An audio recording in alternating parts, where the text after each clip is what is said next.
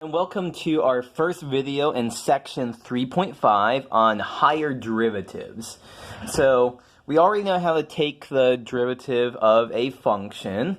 Well, one thing that we could do is that if we have a function f of x, we could take its derivative and call that f prime of x. But why stop there? We could take this new function f prime of x, take its derivative, and call it f double prime of x, which is going to be the second derivative. And so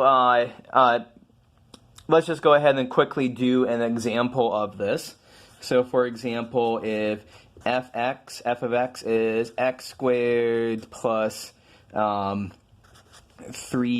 to the 3 halves, minus x to the 1 half, let's say, then f prime of x would be 2x plus 3 times 3 halves, x to the 1 half, minus 1 half x to the minus 1 half. So now f double prime of x would be 2 plus 3 times 3 halves times 1 half x to the minus 1 half, minus 1 half times minus 1 half x to the minus 3 halves. So this is how we can find second derivatives. The Leibniz notation there, instead of writing primes and stuff like that, so this could be df dx, or dy dx. This would be d squared f dx squared, would be the Leibniz notation for that. Of course, there's nothing stopping us from, right now we're talking about second derivative, so what's the natural thing to think about? F triple prime, we could have a third derivative. So f triple prime, just take the derivative of the second derivative. Derivative 2 is 0. The derivative here, so 3 times 3 half times 1 half times minus 1 half x to the minus 3 halves, minus 1 half times minus 1 half times minus 3 halves, x to the minus 5 halves. So, and we could keep going with this indefinitely. So just some notational comments here is that apart from putting lots of tick marks here to represent derivatives, at some point if we wanted to talk about the 17th derivative of a function, we certainly could do that. I don't think we want to put 17 tick marks there to represent what's going on. So sometimes the notation here is you put a little subscript.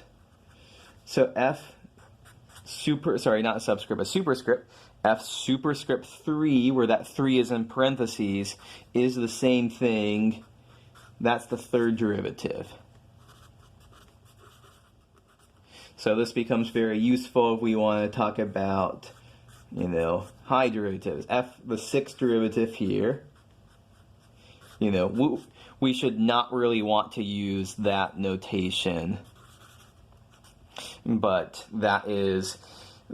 this is good notation to represent higher order derivatives. We usually don't use this notation, the superscript in parentheses, for like the first or second derivative. Third is kind of a toss-up whether you want to use this notation or this notation. It's pretty standard to use this notation for fourth and higher derivatives. One fun thing that we can do with these higher order derivatives is that we can try to find patterns in them. And patterns will allow us to try to find general formulas for these higher order derivatives. So let's do two examples of using patterns to try to find overall formulas for higher derivatives. First, let's say that we have y is x to the minus 1. So let's figure out the first derivative, the second derivative, the third derivative, the fourth derivative, and maybe that will be enough for us to figure out a pattern for what's going on.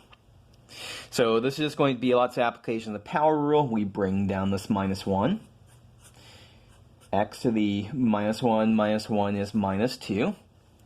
For the second derivative, we bring down a minus 2. X to the minus 2 minus 1 is minus 3. Now we bring down a minus 3 and subtract 1 from the exponent. Bring down a minus 4 and subtract 1 from the exponent. And we take a step back. Do we see any patterns here? So let's observe that. So x to the minus 2, x to the minus 3, x to the minus 4, x to the minus 5. That looks like we're just decreasing the exponent of x by 1 each time we are. So a general formula, the nth derivative of y is going to have a let's get this right here. The fourth derivative means we have to have minus 5 powers here. So the nth derivative, we're going to add 1 to it and do the negative of that. Let me make that a little bit neater there. So we plug in 4 here. 4 plus 1 is 5. X to the minus 5, that pattern matches there. Okay, so that's one thing to check. Let's check the sign here. So this is minus 1, this is plus 2, this is minus 6, this is plus 24. Looks like that we have a sign alternation going on here, minus plus, minus plus. So that means that we should have a minus 1 raised to some power. Let's see, we have to figure out if it's going to be n or n plus 1. We do minus 1 to the n. When n is 1 and 3, minus 1 to the n is minus 1, and so that matches there. When n is 2 or 4, minus 1 to the n is plus 1 because n is even, and it matches up with a plus sign. So we do want minus 1 to the n. And then finally note here 1, 2, 6, 24. What are those numbers? Those are the factorials. N factorial is 1 times 2 times 3 times ... times n. So there is a this appears to be, and it's not too hard to prove it. If you do a more advanced math course, you could prove this by induction. That's a common proof technique that you can learn about in future courses. But here we can see here, yeah, I'm pretty confident. We should be pretty confident this is the formula for the nth derivative. One more fun example of this. Let's do, so this is pretty straightforward, just using the power rule. Let's do another example where we are using the product rule. So f of x is x e to the x. So let's do the same thing as we just did. Let's calculate out a bunch of derivatives, and then we'll try to see if we can guess an overall pattern for what's going on. So the first derivative, so here we'll use the product rule. So it's going to be the derivative of our, so here we have two functions, x and e to the x. So the derivative of x is 1 times the derivative, we just leave that e to the x alone, plus, let's see, I can get all these markers, colors in the right order, the first function left alone, times the derivative of e to the x. So the derivative of x times e to the x plus x times the derivative of e to the x. But remember, e to the x has the special property that it's its own derivative. So f prime of x is 1 times e to the x plus x times e to the x. And so we could factor out a factor of e to the x from those terms. And so we see that f prime of x is x plus 1, all that times e to the x. Okay, let's do this again. Same thing.